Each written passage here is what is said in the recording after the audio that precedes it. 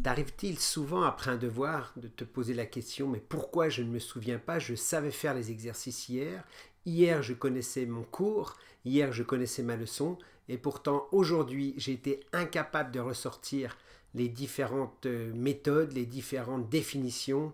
Mais alors que m'arrive-t-il? Eh bien aujourd'hui je vais te donner la solution pour apprendre sans oublier. Après ça,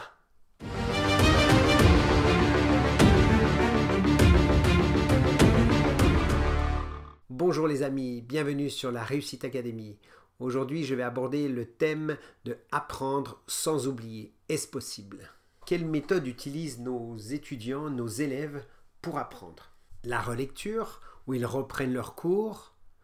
Ensuite, les exercices qu'ils refont à partir du cours, c'est-à-dire ils vont s'aider du cours pour pouvoir réaliser ces exercices.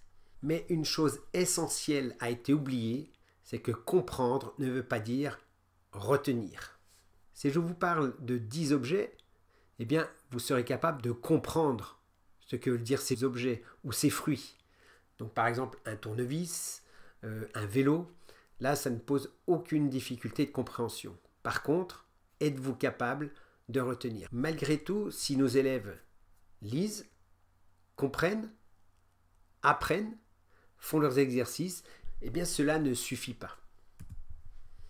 Mais comment notre cerveau fait-il pour mémoriser? Je vais vous présenter ici 3 types de mémoire. Vous avez la mémoire visuelle, la mémoire auditive et la mémoire kinesthésique. Attention, je ne vais pas dire qu'une personne est kinesthésique, visuelle ou auditive. Non, nous avons les 3 types de mémoire, nous utilisons ces 3 types de mémoire. C'est vraiment un neuromythe de penser qu'une personne est uniquement kinesthésique ou qu'elle est visuelle.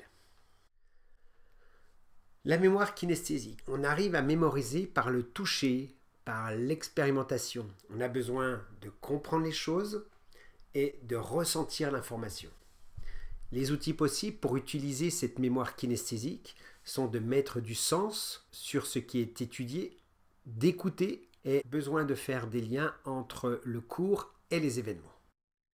Ensuite, la mémoire visuelle. Cette mémoire permet d'enregistrer ce que l'on voit.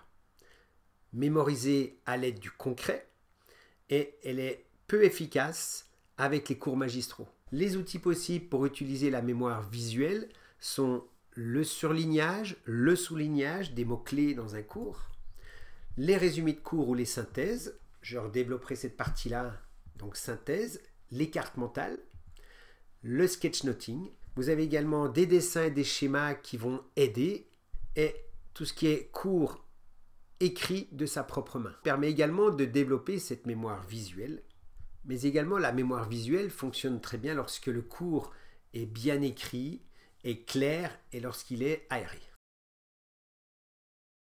La mémoire auditive est développée par l'écoute en classe, la concentration lorsqu'elle est importante. Cette mémoire fonctionne efficacement lorsque l'étudiant se remémore les choses, se raconte les choses à voix basse ou à voix haute. Comment utiliser cette mémoire auditive? En s'enregistrant ou en enregistrant le cours pour les réécouter, travailler à voix haute, expliquer ou raconter à quelqu'un d'autre la leçon, être très actif en classe à l'oral. Je vais vous présenter une méthode pour la réalisation d'une fiche de synthèse. Nous sommes tous des visuels. Le nerf optique est directement relié au cerveau. La transmission d'informations se fait 25 fois plus vite que par le nerf auditif. Je vais vous parler de la théorie du double codage. Paevio, qui est un psychologue américain, nous précise que le traitement de l'information par notre cerveau nécessite un double codage. Donc notre cerveau, nous allons lui envoyer des informations visuelles. Ces informations visuelles, on peut appeler ça encore le système pictural, par l'image, il a une capacité de mémorisation qui est limitée. De la même façon, l'information verbale, donc avec les mots, donc le système verbal, va présenter également une capacité limitée. L'idée, c'est d'associer ces 2 types de mémorisation de façon à optimiser au maximum cet enregistrement. il y a une méthode de réalisation de synthèse qui peut être réalisée à l'aide de ces deux systèmes que l'on appelle le sketchnoting.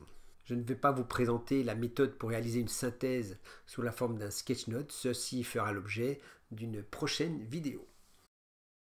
Si nous résumons, l'étudiant donc va lire son cours, va le comprendre, il va faire une fiche de synthèse. Par exemple, le mieux c'est de faire sous forme d'un sketchnote ou d'une carte mentale améliorée. Il va apprendre son cours et il va appliquer son cours. Mais cela ne suffit toujours pas puisque l'élève va finalement oublier ce qu'il aura appris. Mais quelles sont donc les raisons de cet oubli? Régulièrement, les élèves nous disent « j'oublie, je ne retiens pas et pourtant je travaille ». Le philosophe allemand Ebbinghaus a mis en place une théorie qu'il appelle la théorie de l'oubli. Il a tracé donc cette courbe de l'oubli qui nous explique qu'au bout de 24 heures, il ne nous reste que 25% des connaissances. Au bout de 7 jours, entre 7 à 8% des connaissances et au bout d'un mois, de 2 à 3% des connaissances. Il nous propose donc une méthode que l'on appelle la méthode de l'espacement qui permet de faire de la réactivation des connaissances. En faisant de la réactivation, eh bien, il va y avoir un ancrage supérieur des connaissances et notamment de mettre en mémoire les informations dans la mémoire à long terme. Le problème de cette méthode-là, c'est la surcharge de travail. Que faire pour mémoriser? Il faut faire de la rétention d'informations, donc de l'ancrage. Il faut faire passer les informations sur la mémoire à long terme. Le problème, c'est que le cerveau va effacer nos connaissances si nous ne faisons pas cette réactivation. La théorie de l'espacement est complètement adaptée pour contrer cet effacement. Pour cela, on va réactiver les informations en faisant des rappels et en faisant des tests. Et bien sûr, de la reconstruction. La reconstruction, c'est en fait de demander à l'élève de reconstruire sans ouvrir son cours, de reconstruire le cours et ensuite de vérifier si ce qu'il a mis sur le papier correspond bien à son cours. Je vais vous présenter maintenant une stratégie que je propose à mes étudiants avec l'espacement. Attention, la mauvaise stratégie, c'est la relecture. On pense savoir, mais en réalité, c'est ce qu'on appelle de la familiarité. Évidemment, cet investissement que je propose là demande du travail, demande des efforts. Le soir même, je vais commencer par faire de la reconstruction. Donc à partir d'une feuille blanche, je vais essayer d'écrire le cours, d'écrire les différentes formules, d'écrire les différentes informations qui m'ont été transmises lors du cours. Et ensuite, je vais comparer ce que j'ai mis sur papier avec le cours pour savoir exactement ce qu'il me reste. Ensuite, il y a une relecture du cours pour assurer la compréhension. Mais attention, on n'apprend pas avec la relecture, ce n'est que de la familiarité. Ici, c'est vraiment la seule fois où je relirai mon cours. Pour moi, un cours ne sert qu'à comprendre les choses, il ne sert pas à les apprendre. Par contre, ce qui va me permettre d'apprendre, ça va être ma fiche de synthèse. Là où la fiche doit être vraiment très bien faite. Et moi, ce que je propose, c'est de faire une carte mentale ou un sketchnote, voire même mélanger, c'est la méthode que je préfère. On mélange à la fois la carte mentale et le sketchnote. Le lendemain, la reconstruction, je revérifie par rapport à mon cours, ou plutôt par rapport à ma fiche de synthèse, et j'apprends également ma fiche de synthèse. Je peux maintenant réaliser les exercices, puis ensuite, au bout d'une semaine et au bout d'un mois, ce qui fait au total 4 réactivations, je reconstruis, je teste, je me teste. Alors me tester, ça peut être un quiz, ça peut être une auto-évaluation, ça peut être corriger aussi un exercice. Est-ce que l'exercice qui m'est donné, je le fais sans ma fiche de synthèse et je vérifie ensuite avec ma fiche de synthèse. Ça peut être également l'utilisation de flashcards. Il existe une multitude de méthodes. Puis également la réalisation des exercices. Ce principe de mémorisation, de réactivation, est utilisé dans toutes les méthodes d'apprentissage des langues sur Internet. C'est-à-dire aujourd'hui, on vous propose un mot de vocabulaire, demain, on vous le repropose. Si maintenant vous l'avez bien acquis, il ne vous sera reproposé que dans une semaine. Si au bout d'une semaine vous l'avez oublié, on le réactive, c'est-à-dire le lendemain, au bout de 8 jours, on vous repropose de nouveau ce mot-là. S'il est acquis, on vous le reproposera que dans un mois. Donc, ce principe de réactivation est vraiment utilisé dans de nombreux cours en ligne. Nous arrivons à la fin de cette capsule vidéo. J'espère que cette méthode vous sera bien utile.